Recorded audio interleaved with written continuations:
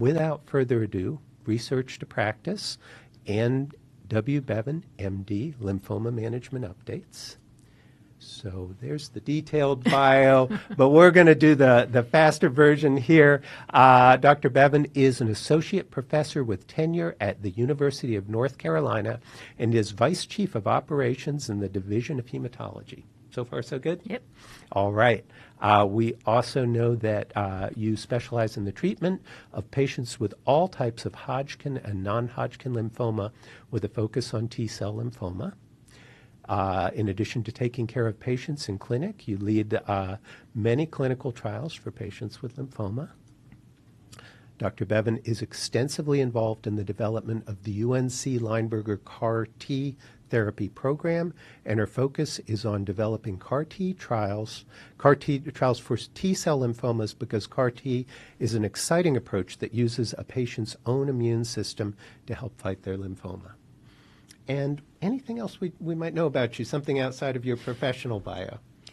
Outside my professional bio is that I play drums and sort of play in a band.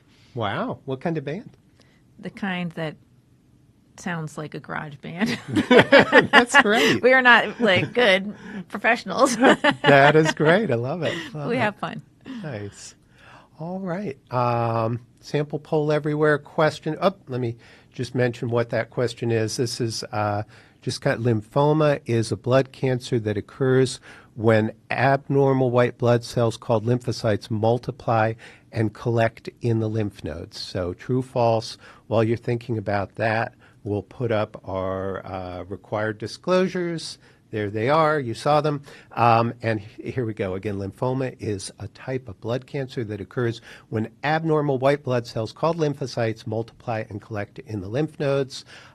This is all anonymous, but true or false, that looks like they're trending heavily in the true. How are they doing? Yes, pretty good. I mean, sometimes it can be in sites other than the lymph nodes as well. Okay, so we give some credit to the ones who answered false as well. All right, lymphoma management updates. I'll turn the mouse and the keyboard over to you, and you can take it away from here. So I was just going to kind of go through, I don't know it's updates so much. So I would say that in the last year, since the last lymphoma talk, there haven't been a lot of huge sort of groundbreaking updates. It's more been follow-up on information that we've been getting over the years. But I thought that would be helpful to go through. As everybody who gives a lymphoma talk does, there will be a few slides about CAR-T, but I tried to minimize them a lot and talk more about some of the therapies that are available that are more useful out in the community, that it may have been sort of forgotten about because everyone talks about CAR-T all of the time. So it's going to be more of a review of some of those things. So first we'll talk about diffuse large B-cell lymphoma, and we have a case here. So it's a pay attention because this is going to be your first question, I think. Your first poll everywhere question. So 65-year-old female presented with right upper quadrant pain and weight loss and found to have diffuse mesenteric retroperitoneal, mediastinal, and hilar lymphadenopathy. Her biopsy was consistent with diffuse large B-cell lymphoma and FISH negative for MYC rearrangement. And her labs were significant for an elevated LDH above the upper limits of normal. So how would you treat this patient? And it's not that some of these are wrong or right. I'm just curious as to what people would normally do. So the options are R-CHOP, dose-adjusted R-EPOCH, or polatuzumab R-CHP.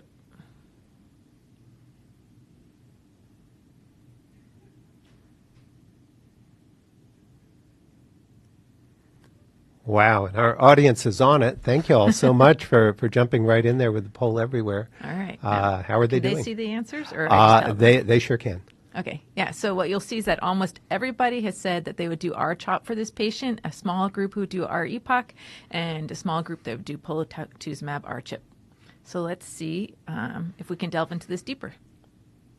So this is sort of a summary of actually a lot of the things that I'll talk about today with diffuse large B-cell lymphoma, but just thinking about frontline therapy, typical things are R-CHOP, PVR-CHP, and then dose-adjusted R-EPOCH also. I would say that a few years ago, we were really into dose-adjusted R-EPOCH. Everybody was getting it. I didn't put any slides in here about this, but I'll just touch base about it, that dose-adjusted R-EPOCH There was one randomized study where they compared that to R-CHOP in patients who have diffuse large B-cell lymphoma, and what they found was that it was a lot more toxic than R-CHOP and no more effective. And they had enough patients that they did a subgroup analysis in those patients who are higher risk with the double expressor diffuse large B-cell lymphoma, and found even in that patient population there wasn't a benefit for the dose-adjusted R-EPOCH over R-CHOP. For patients with even higher risk disease, like the patients with double hit lymphoma, there weren't enough for them to really look at that. So I think often we will still use it in that patient population. Other patients you'll see it come up are some Burkitt's and some primary mediastinal lymphoma. But today, I'm mostly going to talk about the PVR-CHP because there's just been some studies for that in recent years. Then second-line therapy, as I said, we always have to talk about CAR-T, but I'll talk about the polatuzumab vedotin in the second-line setting with bendamustine rituximab, tafasitamab, lenalidomide, or our old standard, which is still a possibility, of chemotherapy followed by stem cell transplant. And then third line and beyond could be any of the above things, or loncastuximab or the bispecifics. So looking at the phase 3 trial that compared polatuzumab plus R-CHP versus R-CHOP. So what's missing in the polatuzumab group is that they don't have the vincristine, and that is really because polatuzumab vedotin as well as vincristine both cause neuropathy. So they really swapped those two out. So in this phase 3 double-blind study, it was for patients with intermediate and high-risk diffuse large B-cell lymphoma with an IPI of 2 or higher. And they randomized almost 900 patients, so a pretty big study. And what they found was a 2-year progression-free survival benefit for the PVR-CHP of 76% versus 70%. The follow-up's not that long, but no overall survival has been seen during that time, even out at 2 years. Similar toxicity profile, and as a result of this data, it was FDA approved for first-line therapy in 2023. Let me see. And I guess the graph just shows you that same thing, that you're really seeing that that benefit for the polar R-CHOP with the progression-free survival continues to be present even out at the 2 years. So should we use it? It improves progression-free survival, and that's always a question. Whenever we see these trials where progression-free survival, but overall survival benefit's not improvement, do you use it? Do you not use it? So it's there. It's only 7%. You could say that if you were the patient, 7% would be good enough, but there's no overall survival benefit. The toxicity profile is different. I have not specifically compared the cost, but I'm pretty sure that polatuzumab vedotin is going to be a lot more expensive than our old vincristine drug. So I do believe that this would be a more expensive regimen, which would show up more for insurance probably than for the patient. Also, although with R-CHOP we don't always use growth factor, that kind of depends on the patient, their age, and other factors. With the polatuzumab R-CHOP, those patients I do typically use growth factor. So I'd say that I and most of my lymphoma colleagues here at UNC really are incorporating the polatuzumab vedotin R-CHP into our frontline therapy for these patients with the slightly higher risk disease with a higher IPI score. But I think that the R-CHOP is a completely acceptable answer as well. For a standard diffuse large B-cell lymphoma, I probably wouldn't use dose-adjusted R-EPOCH. And now I can't remember how old I made this patient, but I definitely am not using dose-adjusted R-EPOCH in patients who are above about 60 or 65 because the toxicity is really high in that group of patients. So our patient was treated with the Pola R-CHP for 6 cycles. She got into a complete remission initially, but 4 months after completing therapy, she presented with worsening abdominal pain and nausea and was found to have diffuse lymphadenopathy consistent with relapse disease. So how would you treat this patient? And so the answers are salvage chemotherapy followed by auto stem cell transplant, salvage chemo followed by an allo stem cell transplant, CAR-T therapy, chemotherapy alone, or a hospice. I don't know how long we should wait. Oh, well, let's give them about 10 seconds. All right. All right. Again, thanks for jumping in there. We see percentages, so we don't know if everyone's answered or Right. Yeah. That looks good. So we've had, I don't know how many people answered, but a bunch of people answered. Almost everybody has gone for the CAR-T therapy. So 71% of patients doing that. A quarter of patients, quarter of providers recommending salvage chemo followed by auto stem cell transplant. And then a few saying salvage chemo followed by allo. So This is a nice sort of summary that Jason Westing and his colleagues published, and this just kind of looks at what do we do with patients in second-line therapy for diffuse large B-cell lymphoma. And it's interesting, because of CAR T, what we do varies a little bit by how fast people have relapsed. So it really does divide. The upfront CAR T or the second-line CAR T studies looked at early relapsers, so within 1 year, or primary refractory patients, sort of like this patient. And I'm going to go through some of that data in a minute. But so we really do patients who relapse within less than 1 year, which honestly is most patients who are going to relapse, go off to the left here, and they're the ones who go down to the CAR T route. And then patients who have later relapses are more ones where we tend to think of our usual standard things of chemo plus transplant. So there were 3 randomized trials that compared CAR T to our old standard of a platinum-based chemotherapy plus autologous stem cell transplant for these patients who were primary refractory or relapsed within 12 months of finishing their first-line therapy. And of course, they had to be candidates for stem cell transplants since half the patients were getting assigned to that regimen. And what we found is the 3 trials that are listed here, one of them actually didn't show a benefit. I'm not going to kind of go into the whys and wherefores of that, but we'll just talk about the Transform study and the Zuma-7 study. And so these are 2 different CAR T drugs, but you'll see that the results are encouraging and similar in both. Hold on a minute. Can I get some water? Absolutely. Eating peanuts right before a lecture was a problem because it is now in my throat. Thank you. But so what we see is these are pretty small studies. So the fact that they showed a significant benefit in patients is really even more impressive, because you can imagine that the smaller the study is, the less likely you are going to have, a significant benefit. So the Transform study, 184 patients versus almost 400 in the Zuma-7 study. And what you can see is the CR rate was much better in the CAR T group. So 74% or 65% in the other study who got into a complete response with CAR T therapy versus, hold on a moment. Yeah, absolutely. Go ahead and take a break. Versus in the auto stem cell transplant arm, only about 1/3 to 40% of those patients got into a CR. And looking at the line above that, what's really interesting is if one of the issues was that a lot of the patients who were assigned to the transplant arm never even could get to transplant. So almost everybody who was assigned to CAR T arm actually got their transplant. Over 90% of patients who were on the CAR T arm got their CAR T therapy. They don't get transplant. But you can see that only about 1/3 to 40% of patients who were assigned to the auto stem cell transplant arm even made it to transplant. And really, because what was happening is on the transplant arm, you got chemotherapy, and then if you get into a complete remission with just your regular old chemotherapy, you go on to transplant. But those patients were getting chemotherapy and they were not getting into remissions. They couldn't get to their transplant. So that's why you see really only a very small group of patients ended up getting to their transplant. So higher CR rates with the CAR T.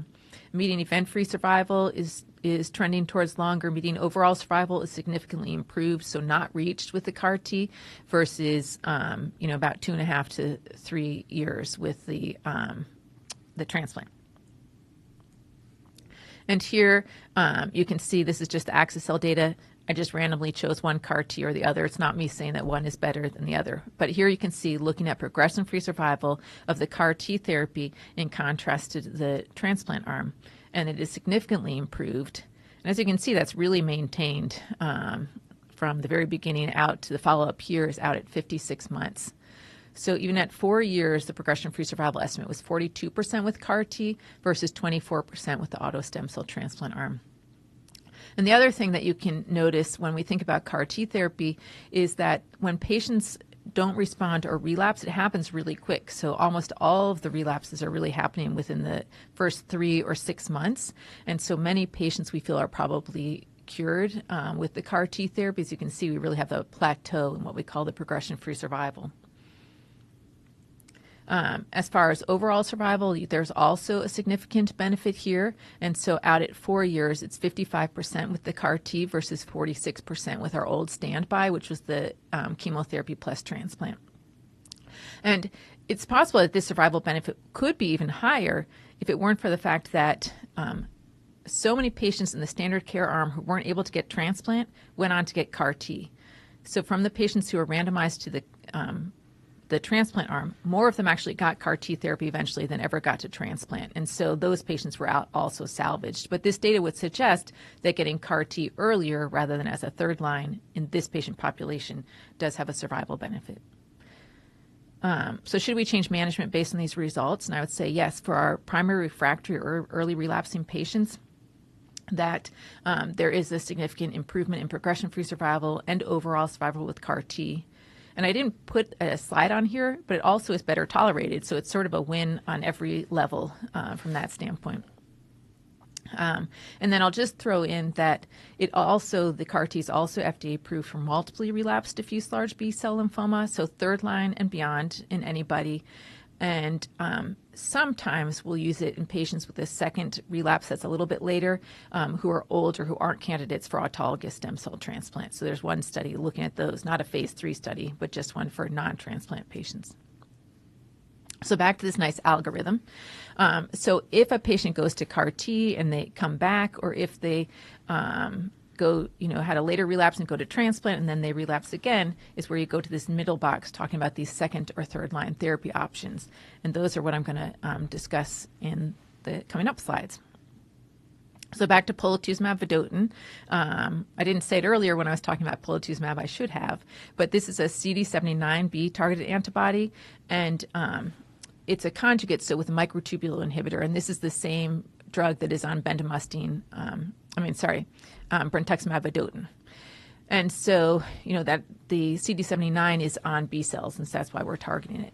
So this was FDA approved, this combination, based on a pretty small study here. So you see it was a combined study where they did a phase 1 and then sort of expanded from there. And they did a little phase 2 randomized study with 40 patients who got the polatuzumab vedotin with the bendamustine rituximab versus 40 who just got bendamustine and rituximab alone.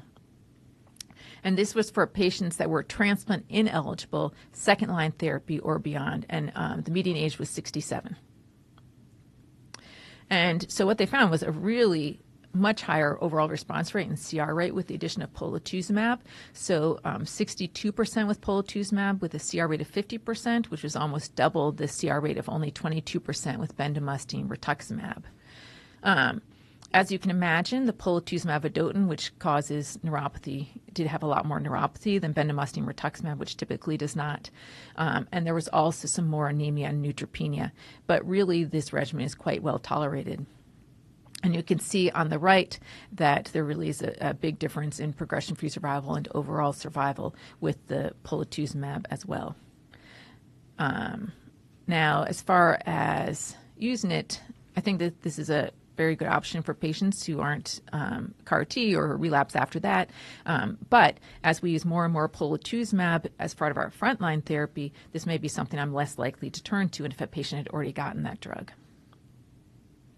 So other drugs, so tafasitamab plus lenalidomide.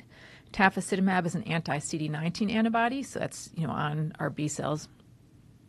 I thought that they were pretty daring when they organized this study because they started at a dose of lenalidomide 25 milligrams per day for up to 12 cycles. And to me, that's a really high dose, particularly since this is an older patient population. The median age was 72. And we'll talk about it, I think, in the next slide or two about how people tolerated this higher dose. But that is the dose that was started, and that went for basically a year. At the same time, patients got the tafasitamab, and this they would get for up to 12 cycles, but after the lenalidomide was stopped, they would continue to get the tafasitamab until disease progression, as long as they had stable disease or better. So 80 patients with one or more prior line of therapy, and again, not transplant candidates, slightly older patient population. As far as tolerability, not surprisingly, most of the toxicity really was happening with the lenalidomide portion, and it was mostly cytopenias. So neutropenia in 48% of people, grade 3 or 4, as well as some thrombocytopenia and some febrile neutropenia. So almost half of the patients had dose reductions in their lenalidomide. A quarter of them just one dose reduction down to 20 milligrams, and another 15% who went down second time down to 15 milligrams per day. But even almost a quarter of patients actually ended up discontinuing lenalidomide. So I would say that in my patients, I don't always start them depending on their age and how they're doing. Sometimes I just go ahead and start them at 20 milligrams rather than at 25 milligrams. But this is something you could approach either way. And for responses, this is out of all the patients who got on the tafasitamab and lenalidomide, 57% of them had a response, which is a partial response or better, and 41% got into a complete response. So these two diagrams here are only referring to the patients who are in a complete response. And I wish the colors were a little bit darker, but hopefully you can see well enough. On the left, we have patients with a median duration in the CR. There's 3 lines there. There's a line of all the CR patients, and then one line is for patients who got just 1 prior line of therapy, and one is for patients who got 2 or more prior lines of therapy. And what you can see is if you get into complete response, you're going to do well, whether you got 1 or 2 or 3 prior lines of therapy. On the right, it's looking at median overall survival by response to therapy. And in this case, the pink line are those patients who got into a complete response. And you can see that this follow-up is pretty long. So down, I can't even read it now from here. It's too small for me. But it's going out for about 5 years at least. And so what you're seeing is that patients who get into a CR with this therapy have very long survivals and pretty durable responses. Whereas the line that's way down at the bottom is the patients who just had a partial response to the tafasitamab and lenalidomide. So for those 41% of patients who get into a CR, about 75 to 80% of those patients can have very durable responses. Loncastuximab tesirine is also approved for multiply relapsed diffuse large B-cell lymphoma. So this is another antibody drug conjugate for anti-CD19 and then another cytotoxic agent. So it's given IV every 21 days for up to 1 year. And the study was designed where they said if you had a clinical benefit, you could ask and maybe you could continue for more than 1 year. But the design was really for it to continue for 1 year, really in anyone who had stable disease or better. And these patients all had 2 or more prior lines of therapy. They eventually excluded people with bulky disease of greater than 10 centimeters because they found that in those patients, they really weren't seeing responses. So for patients with bulky disease, this isn't a therapy that you would likely want to give. So 145 patients, median age of 66 years, and a median of 3 prior lines of therapy. 9% of them had prior CAR-T, which also targets the CD19. But they actually checked all of those patients, and they all still express CD19. So with this drug, and this is patients, remember, who are 3rd line or beyond, an overall response rate of 48%, a CR rate of 24%, and then another group of about 15% who had stable disease. And responses were pretty quick, so median time is 41 days. And it was really well tolerated. So the only grade 3 or 4 adverse events really of any significance were cytopenias.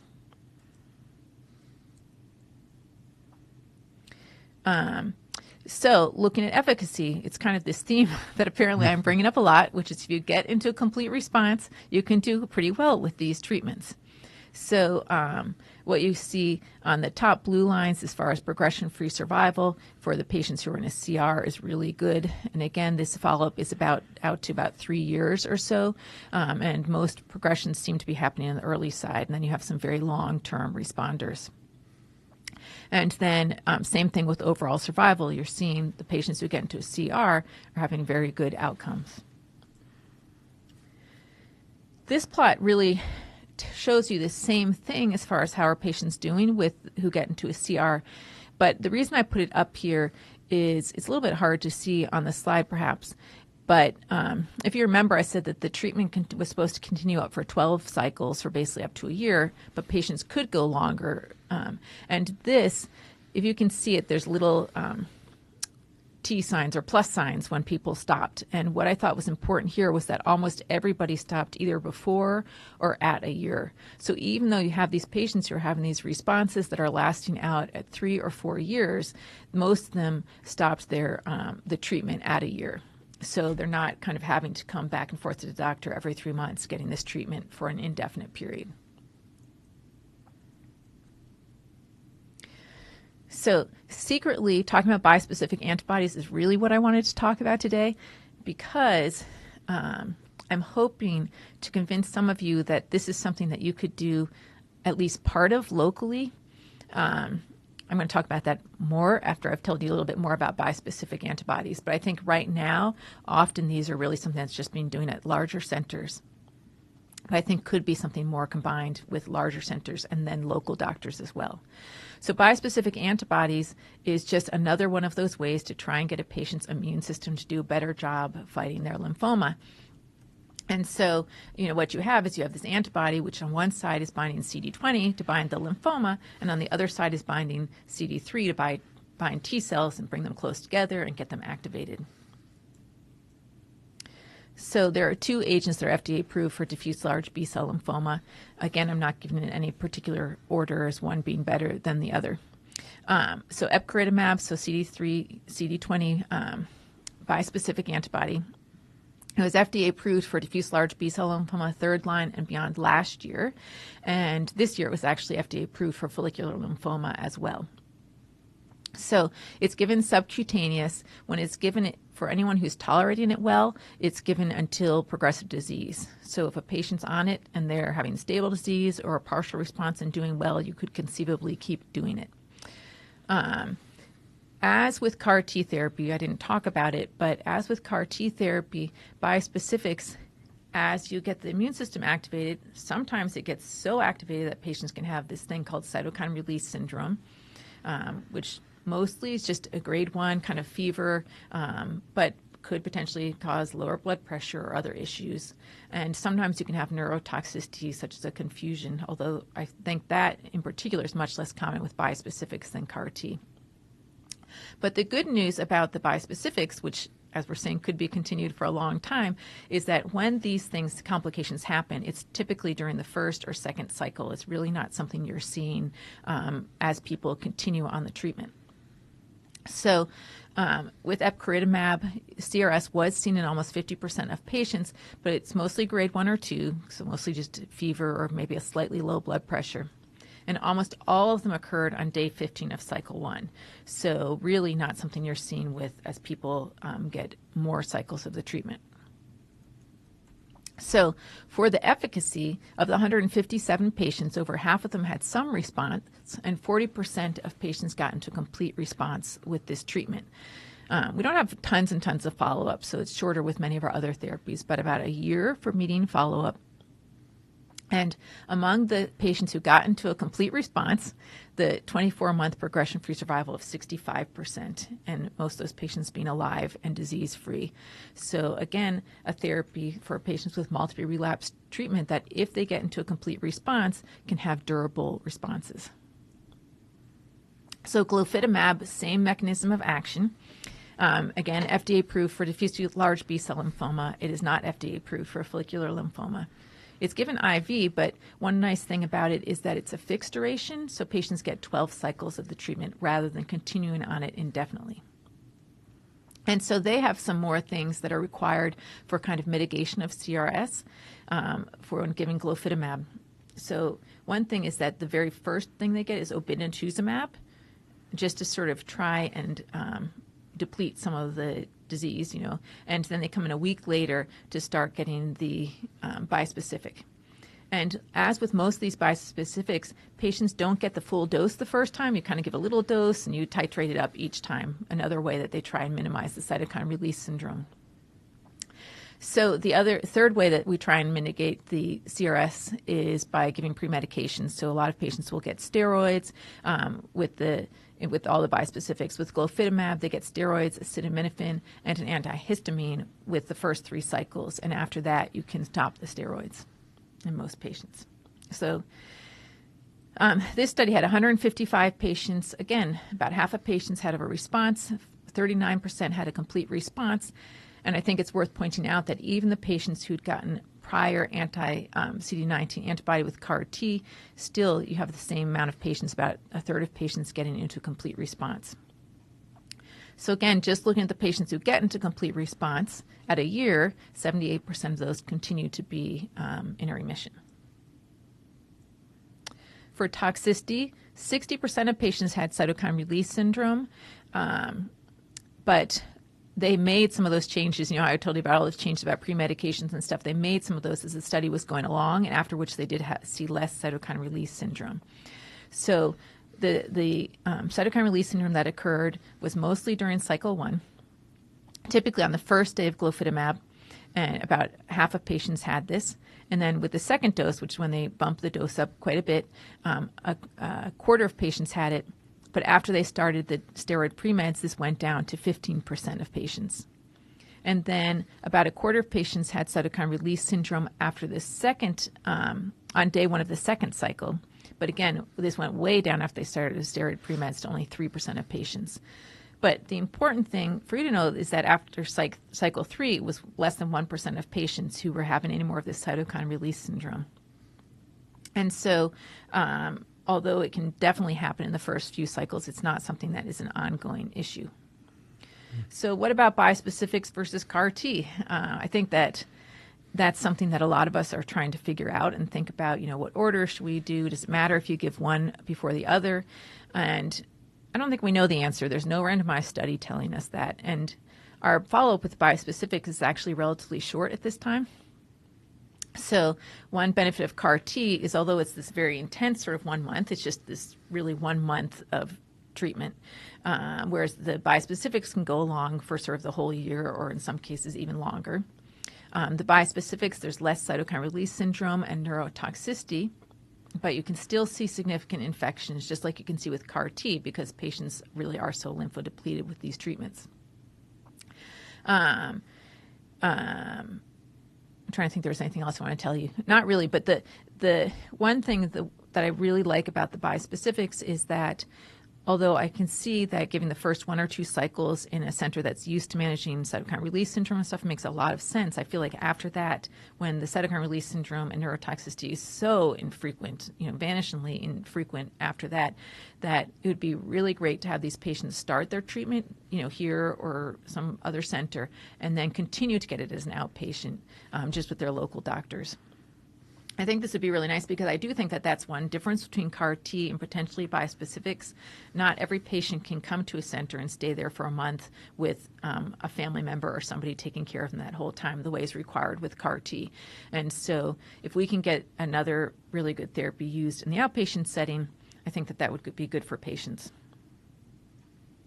So as I said, they haven't been compared directly. There's been a meta-analysis where they looked at all of the studies that have been published for CAR T and for bispecifics. And you do see in the red on the left-hand side that the clinical efficacy does seem like it's a bit better with CAR T, but the toxicity, as you can see on the right with the red, is quite a bit higher. So while we're talking about bispecifics, and my plug for trying to get you to use them in your own clinical setting as well, I just want to say that these are approved for follicular lymphoma for third-line therapy or beyond. So mosunetuzumab is bispecific I haven't talked about yet, which is the same mechanism of action, but this is only FDA approved for follicular lymphoma and not diffuse large B-cell lymphoma. And the schedule-wise for this, patients just got 8 cycles if they got into a complete response. If they had a partial response or stable disease, then they could get up to 17 cycles. And again, the same sort of CRS mitigation, you dose escalate, steroid pre-meds, and all of those things. But the most important thing to know is that even in follicular lymphoma, you could see cytokine release syndrome, but it's mostly during cycle 1. So here we see, not very long follow-up, but a couple of years of follow-up, and 90 patients treated, and 60% of patients got into complete response. And so these are patients with 3 or more prior lines of therapy, so I think that's a pretty good complete response rate. And at 18 months, 70% of those complete responders continued to be without disease progression. I don't think I had any other slides other than this, but to say that CD19 CAR T is also FDA approved for third-line therapy or beyond in follicular lymphoma. 3 different CAR T agents are approved, and on the right you can just see that really encouraging progression-free survival and overall survival. The red versus the blue is just those patients who had POD 24, so early relapsers versus later relapses on their prior lines of therapy. But you can see that patients do quite well with the CAR T as well. So now I wanted to have a couple slides about Hodgkin's lymphoma, and here's our next case. So a 28-year-old female presents with enlarged neck nodes, excisional biopsy consistent with classical Hodgkin's lymphoma, PET-CT with multi-station hypermetabolic lymphadenopathy along the neck, chest, retroperitoneum, and as well as some pulmonary nodules. Did I say they had Hodgkin's lymphoma? I can't remember, but they do. If I didn't say that, they do have Hodgkin's lymphoma. So how do you treat this patient? ABVD for 6 cycles, ABVD for 2 cycles, followed by PET-CT for response-adapted therapy, escalated Baycop for 6 cycles, brentuximab vedotin plus AVD for 6 cycles, or nivolumab plus AVD for 6 cycles. All right, and this will be our last poll everywhere question. Oh, yeah. And then as soon as we're done with this question, I'll go ahead and shift things so that you can go ahead and start sharing your questions online with Dr. Beaven. Oh, yeah, but and I still have we'll, a few more slides. Oh, definitely. Okay. No, I want you to take your time with those All slides, right. but just letting them know they can go ahead and start getting those questions I don't want to be queued cut up. off. No, absolutely not. We don't want to cut you off. So I think you guys can see, but almost 90% of you all said ABVD times 2 cycles, followed by PET-CT for response-adapted therapy. And then a few people had all of the other therapies, except for escalated Baycop, which is nice because I would definitely not use escalated Baycop in these patients. So standard of care, I should have done a slide like this for the diffuse large B-cell lymphoma as well, because it's something similar where we had no advances for a long time, and now we're having lots of advances. So ABVD kind of became standard of care way back in 1975, and then nothing much happened until 2016, which is when we started having the studies about that PET-adapted therapy, where you have patients who get ABVD times 2 cycles, and then if they got into a complete response on PET imaging, they were then able to just continue on with the AVD for 4 more cycles. And this was nice because then we could drop the bleomycin. And as you know, bleomycin is associated with lung toxicity. That it was one of the main things we worried about with ABVD. So then a few years later, we started having data coming out about brentuximab vedotin plus AVD. And then just last year in abstract form but actually last week the manuscript came out of nivolumab plus AVD as frontline treatment. So brentuximab vedotin as frontline therapy. So there was a large phase 3 randomized study, over 1,000 patients with advanced stage Hodgkin's lymphoma. And, a young patient group, as you would expect, since that's just who gets Hodgkin's more often. And patients were randomized to 6 cycles of brentuximab vedotin AVD, so no bleomycin at all, versus ABVD. And what we found is that there is a small but statistically significant overall survival benefit to the brentuximab vedotin AVD over the ABVD alone. So, but you can also see that even ABVD patients do really well. So the blue line is the ABVD, and you can see that 90% of patients are still alive at 6 years. So it was about 94% versus 89% with BV versus ABVD.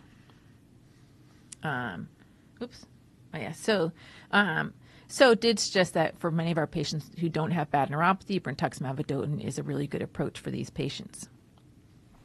More recently, sort of the big news that was coming out last year, and now more data coming out this year, is looking at nivo-AVD plus versus brentuximab vedotin AVD. And as you remember, nivolumab, an anti-PD-1 antibody, and brentuximab vedotin have been around for quite a while, but they were both approved for the relapse setting. So now we're trying to get it into the frontline setting. So this is another big study of about 1,000 patients and patients with advanced stage Hodgkin's lymphoma who were randomized to 6 cycles of the nivo-AVD versus 6 cycles of the BV-AVD. And again, young patients, although 10% of patients were over 60. In the BV-AVD arm, because you do see a bit more febrile neutropenia in that group, all those patients were required to get GCSF.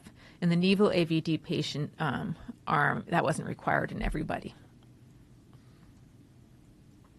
And so what we found was that nivo-AVD had improved progression-free survival compared to the BV-AVD. So at 1 year, it was 94% in the nivo group versus 86% in the BV-AVD group of patients. And that was the primary endpoint designed in the study.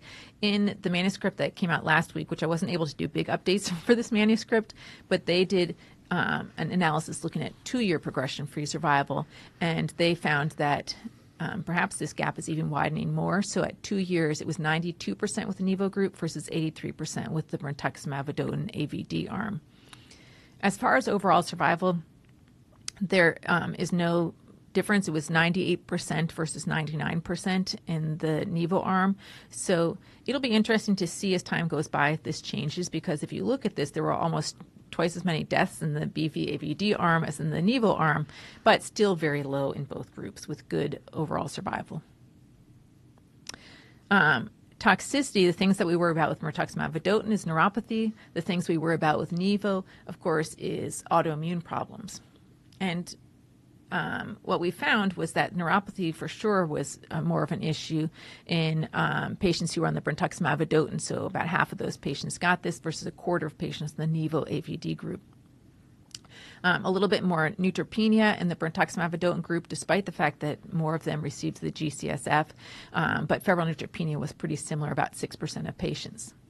And happily, even in the Nivo AVD group, we really aren't seeing a lot of those autoimmune complications. So pneumonitis, colitis were similar in both groups, in the BV group as well as the Nivo AVD group. So about 2 to 3% of patients get a pneumonitis and about 1% of patients getting colitis. The thing that we do see more in the Nivo AVD patient is more thyroid issues. So 7% of patients having hypothyroidism and 3% having hyperthyroiditis. So really pretty well tolerated in both groups. So how do we treat advanced stage Hodgkin's lymphoma in 2024? I think that Bevo AVD and Nivo AVD are both reasonable options. And I didn't say it here, but ABVD, as long as it's PET adapted, is also still used, but I'd say that we here at UNC are rarely using that. So the NCCN guidelines currently say BV-AVD is a Category 1 recommendation, as well as ABVD. Of course, not if people have neuropathy. And then people who have can get Nivo-AVD is another reasonable option. It was Category 2B. I think that as more data comes out, like now that we have the published manuscript and stuff, I think it's likely with longer follow-up that this will also be moved up to a Category 1.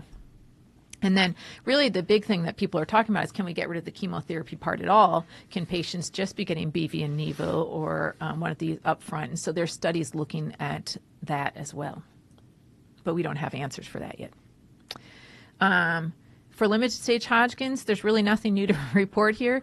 The standard of care is still ABVD plus or minus radiation. In a young patient, particularly female, who had a big mediastinal mass, typically I'll lean more towards more ABVD and less radiation, because I think a lot of the long-term toxicities in these young patients is really from radiation. But we're also asking the same questions in these frontline patients with limited stage disease, which is how do we include BV and Nivo in those patients? So studies for that are also ongoing. So in summary, incorporation of novel agents in frontline treatment of Hodgkin's lymphoma is really exciting for BV-AVD and Nivo-AVD. Polatuzumab for frontline therapy of diffuse large B-cell lymphoma. The bispecifics and CAR-T for relapse disease have great responses. And then we have so many other agents that are approved. And I think that is my last slide. That is it. Yeah, you can go ahead and advance it. And yeah. So that's where we'll take questions. So Dr. Beaven, thank you so much. You're welcome. And I want to thank our audience. You all have been great and jumping in with lots of questions. And we had 130 people here. Wow, that's great. Excellent. So we really appreciate you all taking time out of your day to be here. We get to the question and answer part. So I've got a few. We've got a little bit of extra time, and we want to make sure to get everyone to that mark where we can give full credit for the lecture. So I'm going to remind you that I'm not a clinician. I'm an educator and a technologist, but I've got a few questions, and then I really want to encourage our audience to go ahead and share those questions, and then we'll post as many as we have time for. So as a technologist and an educator, looking at those earlier graphs, it looked like to me that the complete response was really the goal, and that once you hit that complete response, things look pretty good for you as a patient. Do we know more about what makes a difference in those patients that do and don't achieve complete response, and the sorts of interventions that might increase that complete response? we don't know, like within a particular therapy, how you increase complete response for one versus the other, really. Gotcha. But clearly, the fact that they're able to achieve a complete response really is what tells us probably about their disease, and that's probably why they do so much better. I think that there are some patients, particularly like a much older patient or a really, really frail patient who, if I gave one of these therapies and they were tolerating it well and they were pretty asymptomatic and doing okay with a partial response or stable disease, every once in a while I'll keep one of those patients on that treatment as long as it's beneficial. But for sure in a younger patient, like really a complete response is what I'm aiming for in any treatment. Gotcha.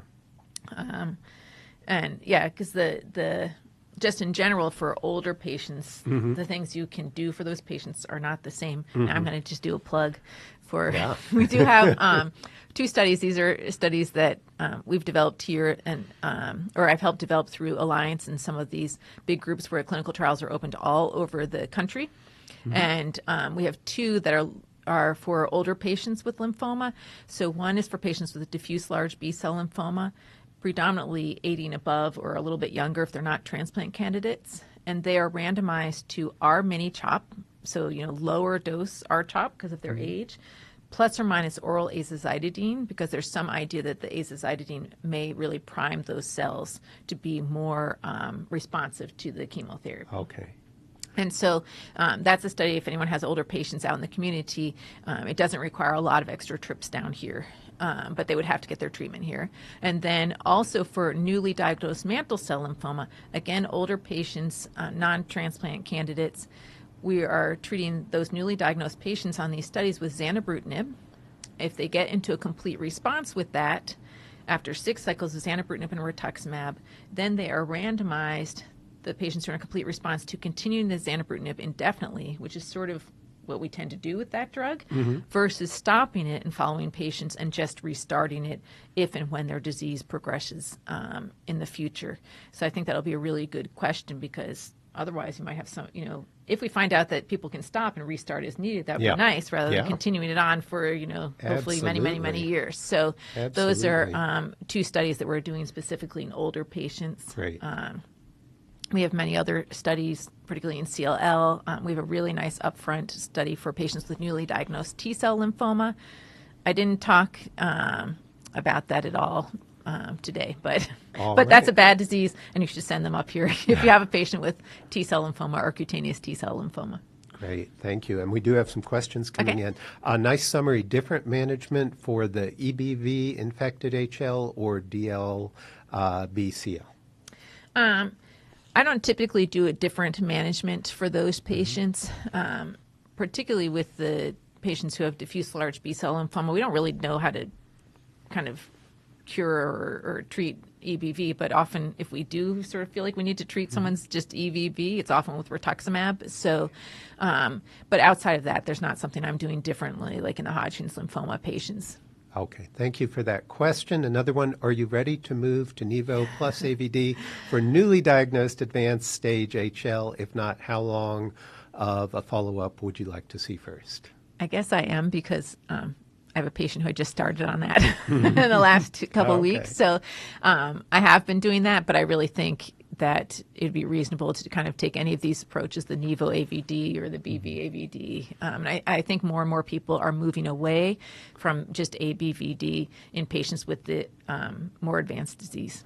Great. And another question, thank you all for these questions. What are the costs, generally speaking, between the different third-line plus treatments, CAR T versus others?